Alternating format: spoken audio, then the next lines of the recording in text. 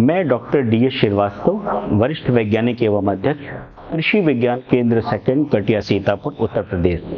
भारत एक कृषि प्रधान देश है। यहाँ के विभिन्न प्रकार के जलवायु में विविध प्रकार की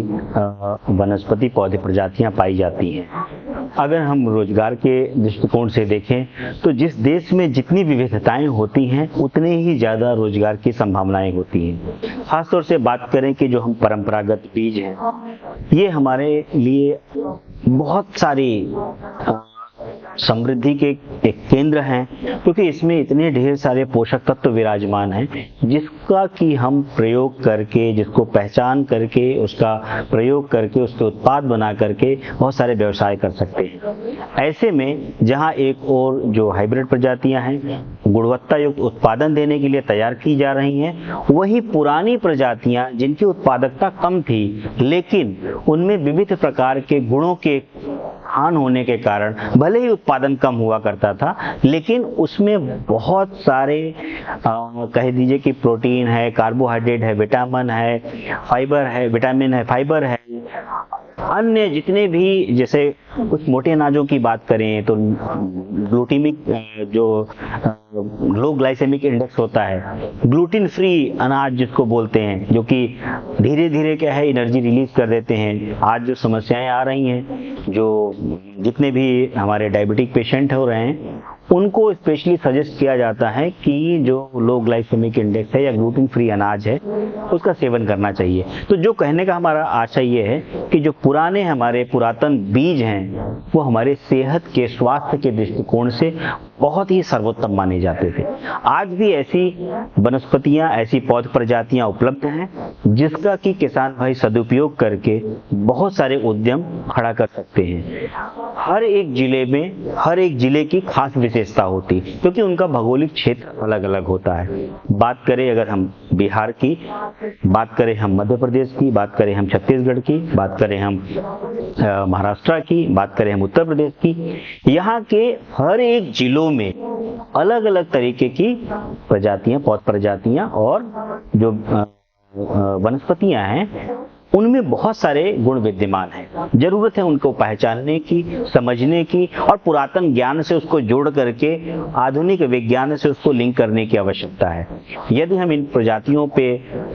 थोड़ा सा चिंतन मंथन कर लें, इनका संरक्षण कर लें, तो निश्चित तौर पे हमारे हाथ में बहुत सारे उद्यम के अवसर जो है वो हमको मिल सकते हैं। भारत सरकार के पौधा किस्म और कृषक अधिकार संरक्षण प्राधिकरण, जिसको हम इंग्लिश में बोलते हैं PPV&FRA, पूसा नई दिल्ली में ऑफिस है। इस संस्थान के माध्यम से देश में जितनी भी पौध प्रजातियां विलुप्त प्राय कंडीशन में है, यानी गुणों से अगर किसी के अंदर गुण विद्यमान है, गुण क्या मतलब ये है कि चाहे वो रंग के आधार पर भिन्न हो, चाहे स्वाद के आधार पर भिन्न हो, चाहे उपज के आधार पर भिन्न हो, चाहे उसमें किसी जलवायु से लड़ने, किसी विपरीत चुनौतियों से, सूखा से लड़ने की, जलभराव की स्थिति से लड़ने की क्षमता, या कीट रोग बीमारियों के प्रति उनके अंदर अवरोधक क्षमता हो, ऐसी कोई अगर विशेषता, अगर कोई ऐसी खूबी आपके पास, कोई ऐसी वनस्पति है, ऐसी कोई पौध प्रजाति है जो कि आपको लगता है कि नहीं ये पुराने बाबा दादा के जमाने से हमारे यहाँ होती थी और इसका इस जगह उपयोग होता था, या किसी पूजन में उपयोग होता हो, या किसी औषधि के लिए उपयोग होता हो और आज भी वो संरक्षित है, तो बिना देर किए आप अपने नजदीकी कृषि विज्ञान केंद्र या जिले के कृषि या जिला कृषि अधिकारी से संपर्क करके इसको PPV/FRA में अपने किसान के नाम से इसको फॉर्म आवेदन करें। और इसको आवेदन करने के बाद इसकी डस्ट टेस्टिंग होती है, 2-3 वर्ष का समय लगता है, लेकिन यदि अगर डस्ट टेस्टिंग के बाद इसमें कोई एक भी अगर गुण विशेष माना पाया गया तो वो पौध प्रजाति उस किसान के नाम से पंजीकृत कर दी जाएगी और उसके लिए उसको एक तरह से पुरस्कार भी दिया जाता है। करना क्या है साथियों, आप अपने आसपास, चाहे धान की अगर बात करें, धान में बहुत सारी प्रजातियां हर जिले में, गेहूं की बात करें, गेहूं की बहुत प्रजातियां, अनाज में बहुत सारे, मक्का की बात कर लें, दलहन की बात करें तो मटर में, चना में, मसूर में, अरहर में बहुत सारी ऐसी लोकल प्रजातियां हैं। तिलहन में बात करें, सरसों में, आपकी जो है सूरजमुखी में, मूंगफली में बहुत सारी ऐसी लोकल प्रजातियां हैं जो आपके पास क्षेत्र में कई सालों से विद्यमान है। इसी तरह सब्जियों में बात करें, फल फूलों में भी बात करें। मैं अगर आपको दिखाऊं को ये सीतापुर की जो है कलेक्शन अगर आप देखेंगे तो ये धान की हमने कम से कम जो है 37 प्रजातियों को संकलन किया है। ये किसानों की प्रजातियां हैं। मक्के की देखिए जो कलर के अनुरूप है, इसमें सब में कलर वेरिएशन दिख रहे हैं और इन्हीं कलर वेरिएशन में ही आपका उद्यम छिपा हुआ है, यानी इनके विशेष रंग होने के कारण इनके विशेष गुण इनके अंदर हैं। अब आपको करना क्या है, इन्हीं पौध प्रजातियों को पहचान करके इसको आगे मल्टीप्लाई करना है और अगर कुछ इसमें खास विशेष गुण है तो लोगों को बताना है कि आपका अनाज है या आपके पास जो वनस्पति है उसमें कुछ खास इस तरह के गुण विद्यमान है जिसका कि दूसरे के पास उपलब्ध नहीं है। तो आप इसको लेकर के एक व्यावसायिक स्तर पे इसको लेकर के आप प्रयास कर सकते हैं, क्योंकि वो पौध प्रजाति केवल आप ही के पास है, पूरे विश्व में किसी के पास नहीं होगी यदि उसके अंदर कुछ खास गुण विद्यमान है। तो आपको केवल आसपास अपने सचेत रहना है, क्षेत्र का अवलोकन करते रहें, देखें यदि ऐसी कोई पौध प्रजाति है तो उसको आप संकलित करें और संकलित करने के बाद आवेदन करें। पीपीएफआरए में आवेदन करेंगे तो निश्चित तौर पे किसान को एक उस प्रजाति का मालिकाना हक मिल जाएगा। मालिकाना हक में यह देखना है कि आप उस प्रजाति का नाम भी किसान रख सकता है, यानी अपने दादा के नाम से उस प्रजाति को आप चिन्हित कर सकते हैं, अपने गांव क्षेत्र के नाम से उस प्रजाति को आप चिन्हित कर सकते हैं, अपने किसी भी आइकन जिसको आप मानते हो, जो नाम आप रखना चाहते हो, यानी पीपीएफआरए अथॉरिटी जो plant protection of plant variety and farmers right authority है, आपको किसान को वो अधिकार देता है कि ये पौध प्रजाति किसान ने चूंकि संकलित करी है तो उसका नामकरण भी किसान ही करना है। यानी जैसे सपोज दैट आपके पिताजी का नाम गंगाराम है तो आप गंगाराम के नाम से, अगर कोई आपके धान की प्रजाति है तो आप गंगाराम धान के नाम से उसको